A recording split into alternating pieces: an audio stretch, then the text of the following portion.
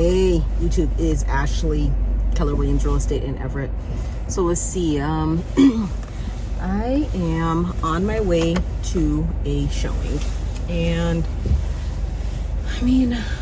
I wanted to record this video because I was just listening to this really amazing interview by Tom Bilyeu, and he's interviewing Matthew McConaughey, who just recently wrote and released a book called Green Lights, and he was talking about creating more green lights in your life, basically, okay? And, you know, his analogy was, you know, if you drink coffee, do you pour the water and get the coffee ready so that the night before, so that, you know, when you wake up in the morning, boom, it's ready to go, okay? And, you know, I'll cop to this. I don't do that. All right. But it did remind me of this, because basically his idea was this: you want to tee yourself up for success, right? You want to like set yourself up for the day. All right. And it reminded me of when I was working out really hard, and how what you really want to do is you want to prepare and have your meal plan for the week ready to go, because you know what? If you don't have your meals prepared for the day or for the week, when you get hungry, or, you know, it's that lunchtime and you're like, oh, I don't know what to eat, then you end up eating bullshit, right? Because here's the deal: you need to control what you can control, okay? Control what you can control. And so basically that is Matthew's idea, okay? And I, you know, maybe I'm just in denial here, all right? But I've been, you know, preparing to run a lab test on Ricky Carruth's 90-day action plan, okay? And his 90-day action plan is actually going to begin with a 28-day action plan. All right, so I've been doing a little bit of preparation, and this preparation has included, you know, re-listening to his audiobooks. He has 2 books out, and really trying to figure out where I'm going to clear a space in my life to do this, because, man, I got to tell you right now, like, it's not that my day is disorganized per se, but for those of you who, you know, maybe have never heard of me before, I have a 2-year-old, and I have been just like, you know, dealing with 2-year-old madness. And I'm just now kind of feeling like I can take the time to do this, because, you know, I had previously been nursing her, and we were nursing on demand, which means that she would just kind of nurse like whenever she felt like nursing. So it was, to me, very challenging to figure out, like, okay, when am I going to make my phone calls? I don't know, because I don't, you know, here's the deal: nursing babies, they nurse like every hour or 2 hours. And at least for her first year of life, I mean, she was pretty much drinking milk exclusively. So it was just really a challenge to sort of figure out when I would do that.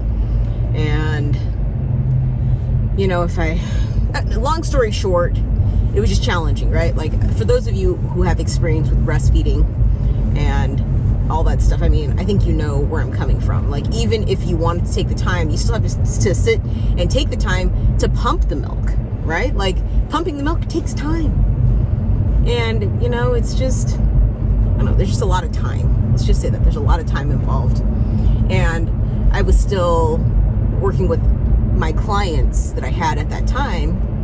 And so, you know, basically, like, my whole day got kind of washed out. But, you know, just long story short, to get to the point, I've been trying to sort of figure out, like, wrap my head around, okay, when am I going to do this? You know, because his action plan, I mean, you know, and I will do a detailed rundown of, like, what exactly the regiment is going to be. So, like, what is each piece of this day going to look like, and how am I going to pull it off? Like, I mean, I think for Ricky, I think he's thinking, you know, like a standard 8-hour day, maybe. Though that, you know, as that came out of my mouth, I don't think necessarily he's thinking that.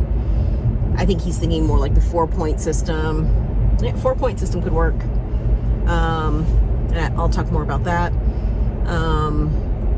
But I think for me, the thing that I really want to take from his program is the discipline of, like, prospecting routinely. And then, you know, I think what I'm going to do is I'm going to just check the things off the list. Like, I'm going to be a little bit less concerned about the time unless he prescribes a certain time period on it. So like if it's 3 hours, then I'm going to do 3 hours. But after I've done that task and completed it, then I'm going to just call it complete. Okay, so I'm thinking that probably what I'm going to need to do is put aside, I mean, these might end up being full 8-hour days because I still have, you know, my clients that are already in motion right now that I would be helping. So yeah, you know, I've just been kind of trying to take the time here to do that preparation. And you know what? Here's the deal. I've been trying to think about how I can best set myself up for success. That's the thing, because here's the deal. If I started this tomorrow, I mean, I don't think I have it all together. Someone's got to watch the baby. Baby doesn't watch itself. You know, and then we have the COVIDs in the mix too, right? Like, you know, during this time we're in a pandemic still. And as a matter of fact, the state of Washington just put us basically back on a more restricted, I don't know what to call it, like a more restricted social gathering protocol. So we did for a time have open houses. But they took the open houses away. So in his protocol, he calls for one open house a week. And so I think what I'm going to have to do is come up with like an open house equivalent activity. And probably what that's going to be is making more phone calls. But you know, here's the deal. Like, the whole, like, part of his, I don't know. I think there's going to be multiple parts, because one of the things that you're supposed to do when you have your open houses, you're supposed to promote your open house out on social media. And so what I'm going to have to do is probably figure out like some kind of replacement for that and replacement for the actual activity. So this is kind of tough. Like, you know, I don't really want to cut that piece out. You know, I don't want to cut that out. So this is just kind of the evolution. So yeah, I mean, I think that's basically what I want to say. You know, I'm doing the preparation here. I'm kind of thinking that maybe I can start this 28-day challenge like towards the end of November. What I'd like to do is kind of like get it in between the holidays, in between Thanksgiving and Christmas. I just think that, you know, I don't want to really be, not that we're going to be doing anything special for Thanksgiving or for Christmas because of the pandemic, but I just don't want to be interrupted by that. So yeah, I think that's what I'm going to do. That's what I'm going to do. Try to get between. So I'll look at the calendar and I'll start it. I mean, he does have I think he has like a texting program where he texts you and stuff. I guess I could try to start it when he does, so he starts like on a Sunday. But I might be on an offset day, like mine might start on like a Wednesday or something. So yeah, I'm excited. I think, you know, I'm gonna run the lab test. I'm gonna do a follow-up video to this. I'm gonna talk about the metrics that I'm gonna be measuring.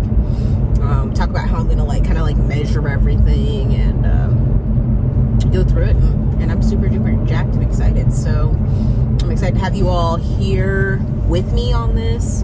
And yeah, there's definitely more to come.